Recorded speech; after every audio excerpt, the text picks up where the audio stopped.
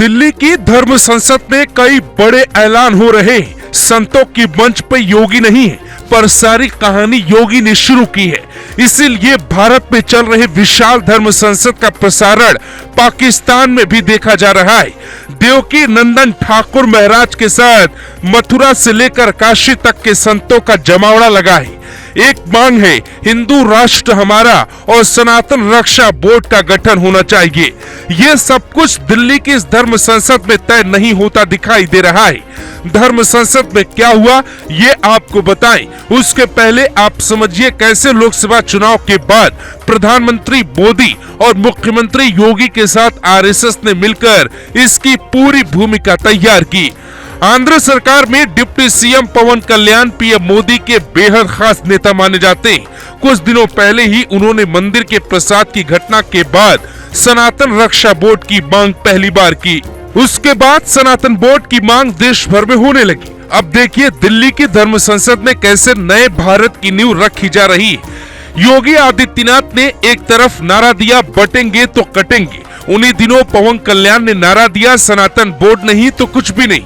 दिल्ली की धर्म संसद में ठाकुर देवकी नंदन महाराज ने नारा दिया, अभी नहीं तो कभी नहीं। संतों ने मांग की, योगी मोदी बोर्ड बनाए। दिल्ली की धर्म संसद से आगरा की जामा मस्जिद की सीढ़ियों के नीचे कृष्ण मूर्ति होने का मुद्दा भी उठाया जा रहा है और खुदाई की मांग की जा रही है। ज्ञानवापी से लेके मथुरा तक, दिल्ली से लेके लाहौर तक सिर्फ एक बात की जा रही है कि सनातन बोर्ड अगर बन गया तो क्या होगा।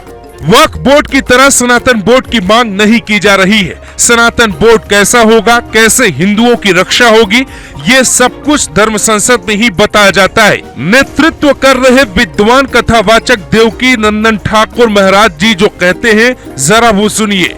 अभी नहीं तो कभी नहीं, बहुत सह लिया, अब न सहेंगे, हिंदू हक लेकर रहेंगे। तिरुपति मंदिर के प्रसाद में मिलावट ना हो, हिंदू परिवारों की रक्षा हो, बेटियों को कोई आरिफ या अब्दुल की जालसाजी से बचाया जाए। कन्हैया लाल के साथ जो हुआ किसी हिंदू के साथ ना हो।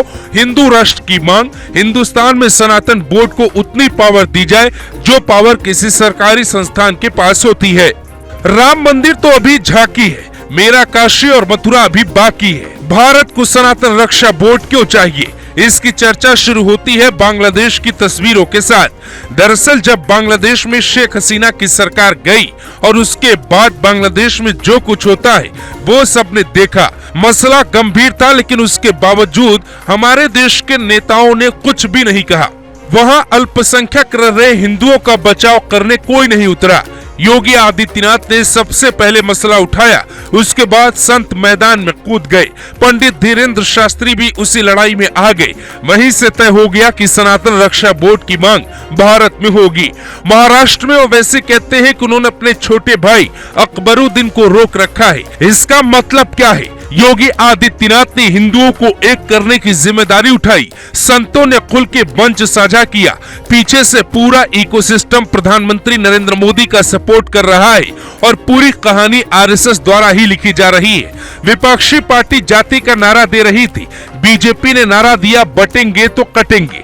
बस देश की सियासत बदल गई, हवा बदल गई। हालांकि सनातन बोर्ड बनाना सरकार के लिए कोई मुश्किल काम नहीं, लेकिन अभी इसका प्रचार करने की संभावना है। जल्द ही सनातन बोर्ड कैसा होगा, इसको लेके महान संतों को चुनकर एक कमेटी बनाई जा सकती है।